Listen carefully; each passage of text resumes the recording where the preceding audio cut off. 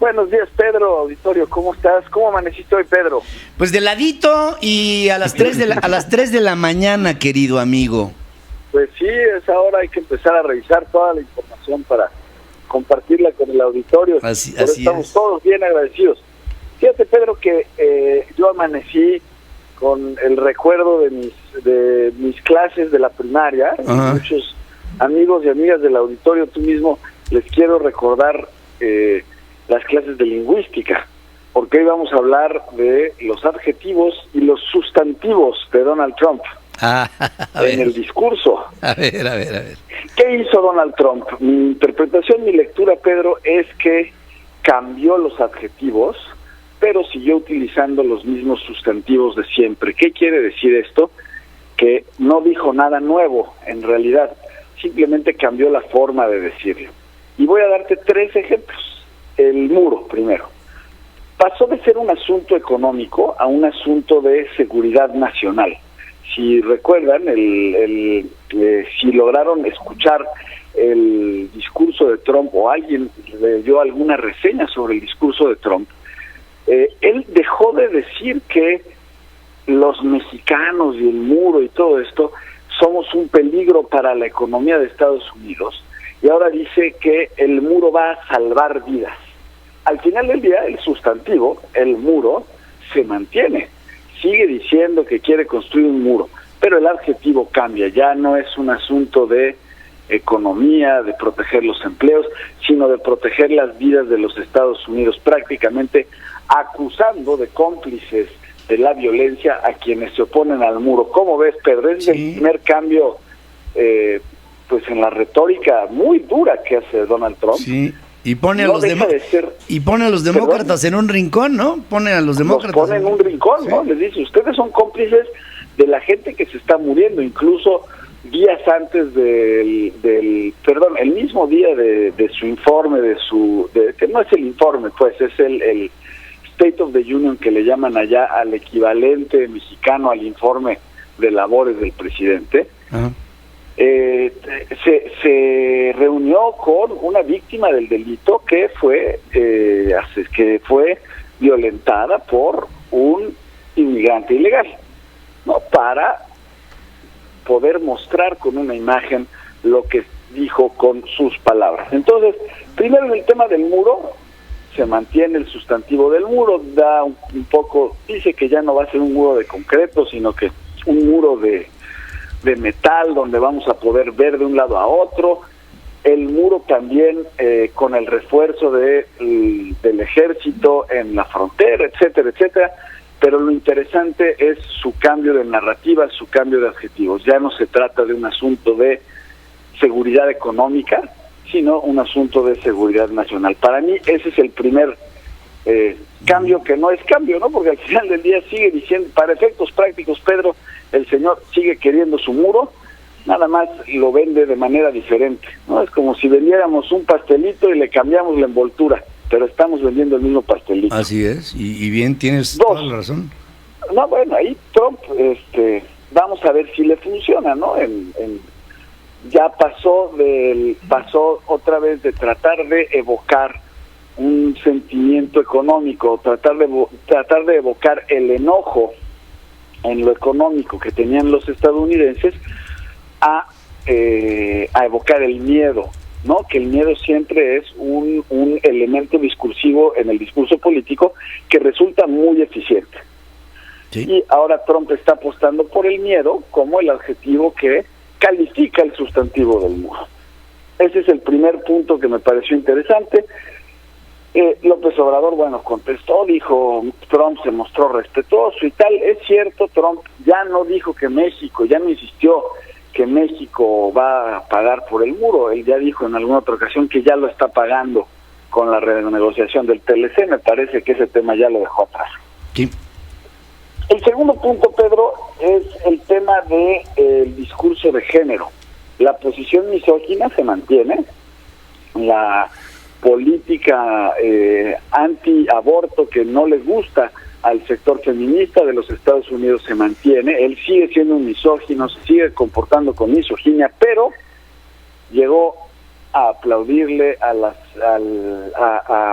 tratar de hacerse de esta nueva configuración del Congreso. En Estados Unidos, por primera vez, esta es la primera vez en la historia de Estados Unidos que hay tantas mujeres electas, la mayoría de ellas demócratas. Estados Unidos es uno de los congresos menos equitativos o menos paritarios, para ser exactos, ¿no? Nunca ha habido un número importante de mujeres. En esta ocasión ganó un número importante de mujeres en esta elección intermedia, y Donald Trump lo reconoce, celebra los 100 años del voto de la mujer. Durante su discurso celebra que la mujer ya tiene 100 años votando en los Estados Unidos, o 100 años con el derecho al voto, pero no se retrae de sus posiciones misóginas y de sus posiciones antifeministas. No quiere decir que estén bien o mal, simplemente se mantiene en su agenda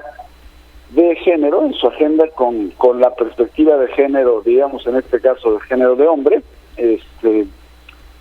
pero trata de ensalzar un poquito y de hacerse de esta realidad de que hay más mujeres que nunca. Por cierto, para compararlo, México sí es uno de los congresos más paritarios del mundo. De hecho, en México hay más mujeres que hombres legisladoras, ¿no? Nada más para decirlo ahí. Nosotros estamos ya acostumbrados desde hace años, por la política de acción afirmativa hacia las candidaturas de mujeres, ya estamos acostumbrados a ver mujeres en el Congreso. En Estados Unidos, ver mujeres en el Congreso es algo relativamente nuevo, o ver tantas mujeres en el Congreso es algo relativamente nuevo. Trump lo reconoce, trata de montarse en eso, otra vez desde el adjetivo, pero en lo sustantivo mantiene su posición antiaborto y mantiene su posición misógina.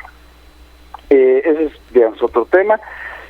El tercer tema que me parece interesante es otra vez un cambio de adjetivos, su llamado a la unidad, a la concordia, muestra un cambio de actitud, dice que tenemos que trabajar juntos, les dice a los demócratas, tenemos que trabajar juntos, unidos por el país, resolver nuestras diferencias, pero a favor de Trump, ¿no? No hay un diálogo. Otra vez, en el adjetivo habla de unidad, habla de diálogo, en el sustantivo les dice que sus investigaciones son una pérdida de tiempo, los acusa de socialistas, los acusa de estar poniendo en peligro a la economía, y los llama a la concordia, a la paz, etcétera, ¿no? Ridiculizó la investigación del tema ruso, ¿no? Y bueno, la Cámara de Representantes ayer reaccionó y presentó ya la solicitud de investigación, y van a seguir investigando los demócratas el involucramiento de los rusos en la campaña, en las elecciones de 2016, ¿no? El Comité de Inteligencia fue ayer, y van a mantener, y aprobaron enviar al Departamento de Justicia todas las transcripciones de las entrevistas de la investigación que tienen contra Donald Trump y contra los rusos por presuntamente haberse involucrado en la elección de 2016. Otra vez Trump llama a la paz, a la concordia, adjetiva bien bonito el no conflicto, pero sigue buscando el conflicto, sigue pegándole a los demócratas, sigue desacreditándolos, y bueno, serán 2 años que estarán marcados por su intento de reelegirse. Vamos a ver si de parte del Partido Demócrata, a partir del discurso del martes, comienza a haber ya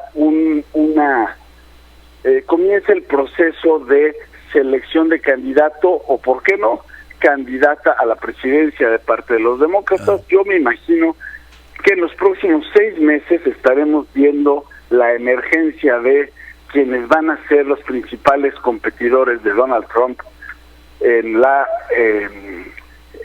para evitar su reelección dentro de 2 años. Ya lo veremos, pero por lo pronto tienes toda la razón. A veces los mensajes tienen diferentes matices o sentidos, pero el presidente Trump, pues dicen que el ADN es el ADN, ¿no? Y este hombre tiene un ADN de lo que no puede cambiar, y no va a cambiar a los 70 años, ¿no? Pues no. El señor nació hecho, es fifí, es un presidente fifí que tiene sus puntos de vista. A eso le llama, cuando habla de las mujeres de manera peyorativa, le llaman locker room y locker talk, y con todo ello pues creo que el hombre seguirá siendo así, a ver cómo se le descompone el panorama político en los próximos meses. Ya estaremos narrando esto. Ya iremos viendo. Y sobre el tercer tema, este doble discurso, el doble llamado, ¿no? Vamos a platicar con concordia, vamos a negociar, vamos a dialogar para que se hagan las cosas como yo quiero.